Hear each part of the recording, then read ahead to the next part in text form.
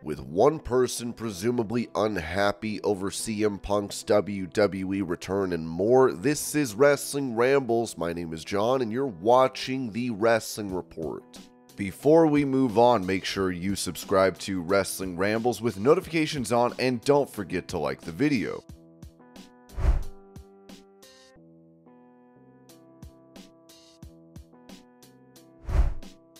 Taking another shot at CM Punk, former WWE star Ryback wrote on X, "Randy Orton looks great. I wish CM Punk could have put that much effort physically into his return too. One is hungry for more, and the other is just there for the money."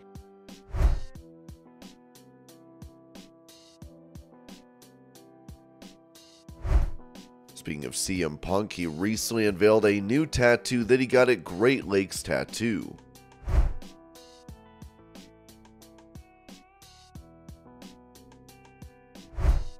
For an update on WWE signing some stars to high-paying deals, it was noted that Ringside News exclusively reported that Adam Copeland's last WWE contract was a 3-year deal worth $3 million per year. That being said, that isn't considered a top deal in WWE anymore. Edge's contract with WWE, which pays him $3 million annually for a 3-year duration with limited appearances, no longer stands out as a substantial agreement within the company. The compensation structure within WWE exceeds previous reports, offering substantial earnings to select top-tier talent. A tenured member of the WWE team confirmed to Ringside News that this transformation in WWE's compensation landscape predates Endeavor's involvement. It was WWE's rule of thumb to offer much larger deals even before merger talks started. Since we were told that this started before Endeavor, that seems to indicate that the company was not affected by the UFC merger. In fact, any idea that Endeavor may increase WWE's pay scale even more could be even better for the roster, considering the fact that WWE was already issuing massive deals where $3 million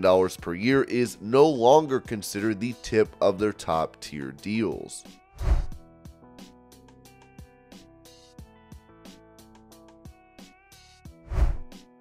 Addressing her previous issues with the Bella twins from their time together on Total Divas, former WWE star Mandy Rose said on her Power Alphas podcast, "So I come in and I could just see the look on everyone's faces like, who's this? But also like the typical hi. That's what I was getting. It was like, yeah, you don't belong here." Or the first thing Paige said was, "But can you wrestle?" Or whatever it was. It's in the clip. So they were very concerned about me getting training done and putting in the work, which I totally understand. Looking back at it, if I was in their shoes, I would be like, okay, who is this? Is she gonna train though? Whatever. I get it, but I also feel like there was a lot of shade and jealousy. Yes, I threw that word out. Jealousy happening, and it's okay. We all go through it, but yeah, I didn't know what to expect. I felt like because the Bellas were the big thing and they had the most time in there and they had a big presence about them. Like, I felt like everyone was kind of always trying to please the Bellas, the girls, and I was trying to please them too, but I don't think they liked me too much in the beginning. I'm not gonna lie. I get along with them great now. I love them, and I have so much respect for them.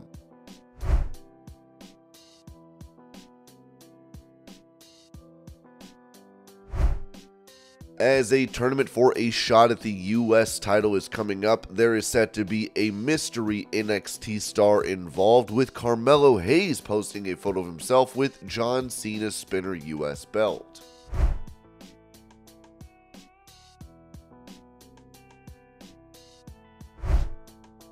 Touching on Dustin Rhodes possibly going into the WWE Hall of Fame down the line, The Undertaker stated on his 6 Feet Under podcast, absolutely 100%. This is a semantics thing at this point. I would imagine at some point down the road. I think his resume is Hall of Fame worthy. Obviously, we know the one stickler right now, and I think at some point that goes away. Then I couldn't see too much time probably going by that he wouldn't be inducted. He embraced that character. He made it his own. A lot of people talk about me and my character making my own, but he did that with Goldust. Dustin comes from that traditional wrestling style too, with his dad Dusty, but to go so far in another direction than Dusty or what Dustin had done up to that point, that's a big roll of the dice.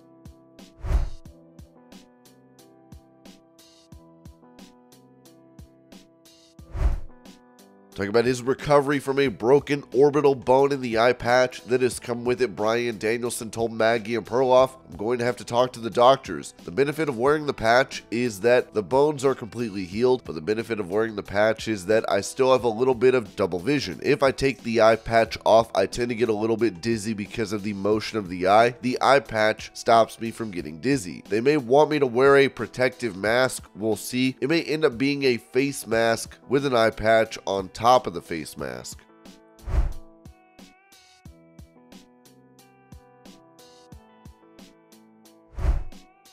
Going over a current champion that has signed a deal with AEW, it was said that although she hasn't received the Is All Elite graphic, Fightful was told that Julia Hart is under a full-time contract with All Elite Wrestling. We're told this was done quite a while back, but no announcement was made and it wasn't reported. After Hart winning the TBS title, Fightful asked why no graphic was given, and we're just told there are numerous full-time talent that were increased from per-date deals that didn't end up getting graphics.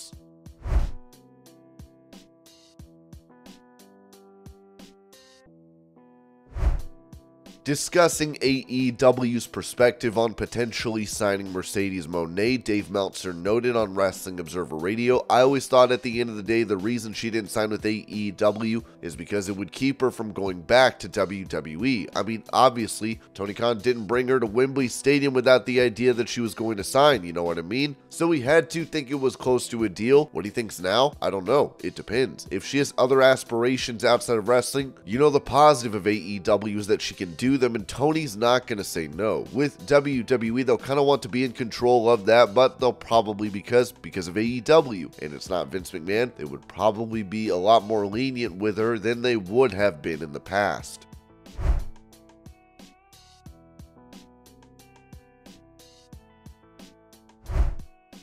When it comes to a rumored bout between CM Punk and Steve Austin taking place in WWE, it was said on Wrestling Observer Radio that as soon as that story came out, I heard from a bunch of people who were pretty close in, and they basically said that we probably shouldn't be worried about them doing that one because it basically, you know, it's not anything that anyone's talked about to any degree. I mean, it could happen and it makes sense, but maybe, you know. Ringside News added that it was further noted that Steve Austin has not been approached about doing that match at this point. It is premature, but you can never say never. Right now, CM Punk has Seth Rollins in the pipeline, followed by Roman Reigns at a later time.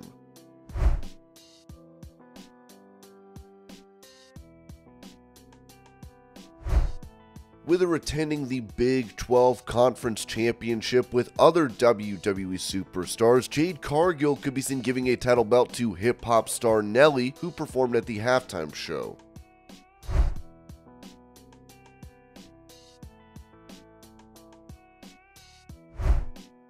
Asked about Beth Phoenix no longer being featured on WWE programming after her husband, Adam Copeland, made his way to AEW, this was said by PW Insider on the idea that Copeland's AEW arrival has something to do with this. No, I don't think there's a connection there. There were a lot of periods where she was off TV and then returned. I would think that when they have a storyline or an angle or a broadcast assignment for her, she'll be back.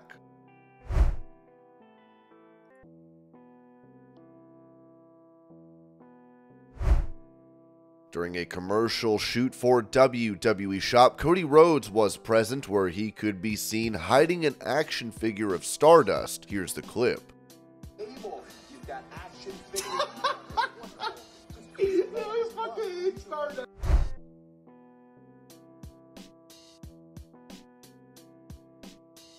Mentioning his experience on NXT, AEW star Swerve Strickland said to Chris Van Vliet, "So that was a process of frustration. It came from frustration like a lot of those moments. Head trainer of the WWE Performance Center, Matt Bloom, brought me into the office with Senior Director of Talent Development, Kenyon Kamen at the time, and I was getting a promotion. I was going up in pay and stuff, early on that week. Here's the frustrating parts of this. When WWE and NXT is promoting this and doing this and this and that and that, and you're tweeting supporting everything oh, this is coming to the Peacock. Yeah, we're doing this, retweet it. Hey, this is the new show coming out, yada yada, and we have this promoted tweet, yada yada, mass tweets and stuff like that. But then like when you like, they'll say nothing, whatever. Like, okay, you're doing your job. But when you say something like unappreciated tweet, no context, you just tweet unappreciated. They call you, hey man, we see you tweet underappreciated. What was that all about? But you miss all the other stuff that I did. You didn't see anything about me, like that 2-minute promo video I put out, nobody like mentioned, but you'll see that though. So that was one of the things I brought up in the meeting. I was like, exactly what I say. I feel unappreciated. I feel like I can do more. And I think y'all know that I can do more. Like Canyon was right there. The guy who can like hire me, fire me at any point. And I was like, oh yeah, I have a year left here on my contract. And like, I would love to make something, make an impact on that time, you know, because I have options I can do. I can go anywhere. And I was like, me like laying that out to him. I was like, oh, I want to be in Shawn Michaels' class. He was like, well, he's not really having a class right now. He's doing this. He's gonna write TV. So he's not really hands-on with them. Like, can I like watch tape with him? He's like, his office is right over there. Like, okay. And then one over the high, Shawn, can I have a good time with you? Yeah, absolutely. Here's my email. Send me 3 matches. We'll watch them. I was like, and then that's the crazy thing about a system like that. It's like, oh, I could have just gone to his office because I happen to do these mind games of like, let me change my hair. Let me do this. Let me say some wild stuff for like, let me do this. I'm going to get their attention. Or you could just go knock on this door who's like right there. We walk past it every day and stuff like that. And that's like this wild. Like it can all be so simple, especially if you're already performing well. I understand like you got to pick your spots too. And like you get to earn the equity in order to be able to do that. By that time, I was already doing the NXT takeovers and like the Worlds Collide. I was already being on everything in weekly TV, but I always told Triple H at the time, first 2 months there was like, hey, thank you. I appreciate everything that you've given me. I'm happy to be here. What can I do to be one of your guys? Then 3 months later, I appreciate everything. Thank you. This has been awesome to experience. Appreciate you having me here. What would I have to do to be one of those guys? 3 months after that, like a year now, I'm like, what's stopping you from making me one of your guys? Now it's like I'm putting the pressure on him because like now the equity has grown. Now he knows I'm serious. I know what I have to offer and stuff like that. And that may be like, I don't know, that may be like, it could be taken as a disrespectful, like you don't know what you're talking about. You're not seeing me here. But that's those risks I gotta take, you know, like giving me the chance to fail.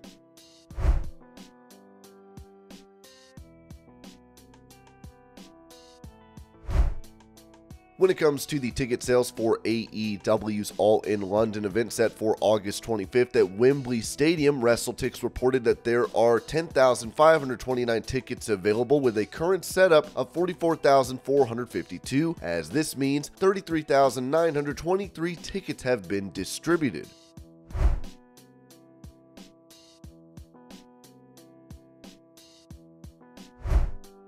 Addressing the future of Bryan Danielson in AEW, president of the company Tony Khan told The Athletic, Bryan and I made an agreement 3 years to the week before AEW All-In 2024. The agreement was that Bryan would wrestle full-time for 3 years. Even 3 years in advance of the expiration of the agreement, I was already clawing for him to stay. He will stay with us in spirit and sometimes, occasionally, make sporadic appearances with us, but the end of the full-time run with us is going to be in 2024.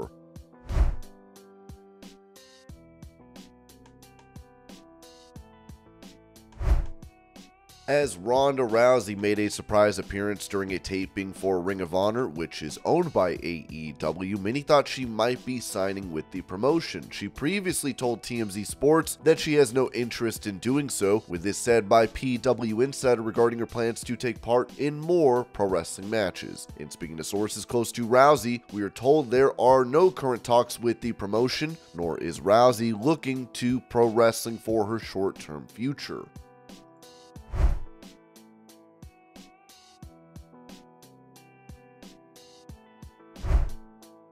Appearing on his brother Matt Hardy's Extreme Life podcast, Jeff Hardy gave an update on his health after undergoing a procedure on his eye, saying, "My biggest challenge has been the eye surgery I had back in March, the double vision, so that's still my biggest fear. I can see where I need to be, the double vision is still there. For example, leaning back in bed and trying to watch TV, even looking at the camera now, it's doubling up on me a little bit, but to the left, it's where it all started. It's pretty much gone, so I can see where I need to be in the wrestling ring. I just need to do more matches. More matches like tonight where I'm actually excited to go out there and perform."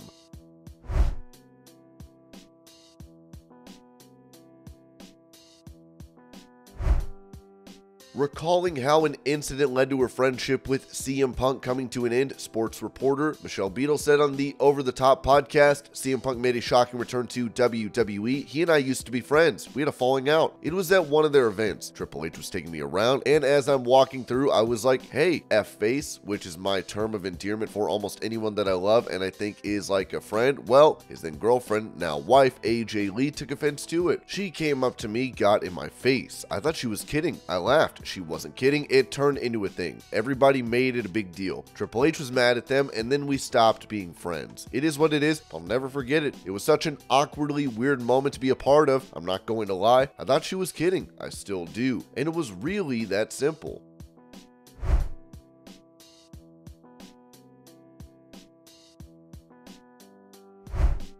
Speaking about CM Punk being back in WWE, former AEW Women's Champion Thunder Rosa told Busted Open Radio, people were blowing up my phone. Did you see what happened? No, I was working. I have to confess, it was a touch of heartbreak and happiness. I love Phil as a person. I want him to be successful. I wish things would have gone completely different and that he was still working with us. I'm really happy that he is fulfilling his dream because he loves professional wrestling and he has a very strong passion for professional wrestling. Working with Phil, in my perspective, I'm talking about me, it has been positive and enriching. I really feel we all deserve second chances. I firmly believe in second chances. This is a way that everybody needs to recognize that Phil has had many chances and this is his last chance in professional wrestling. A lot of people thought it was never going to happen and it was a huge surprise.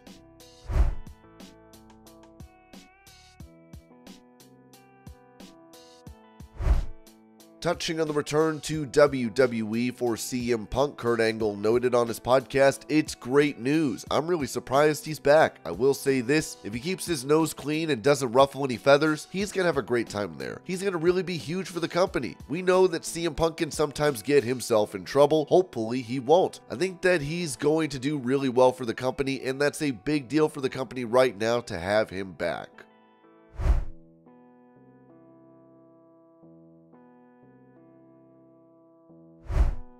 After his departure from WWE, CM Punk had accused WWE doctor Chris Amon of misdiagnosing a staph infection, with Amon deciding to sue Punk as well as Colt Cabana for the comments made on the 2014 Art of Wrestling podcast episode. While it was reported last year by Brad Shepard that Amon had retired from WWE, that appears to not be the case, as Sean Ross Sapp said during a Fightful Q&A. I would imagine that Chris Amon was pretty upset. He's still around. He was at SmackDown, even though there were reports of him retiring last year. He was there. There were pictures of him here. And this was your pro wrestling news update. I hope you're all having a great day. Thank you so much for watching, and I will see y'all later.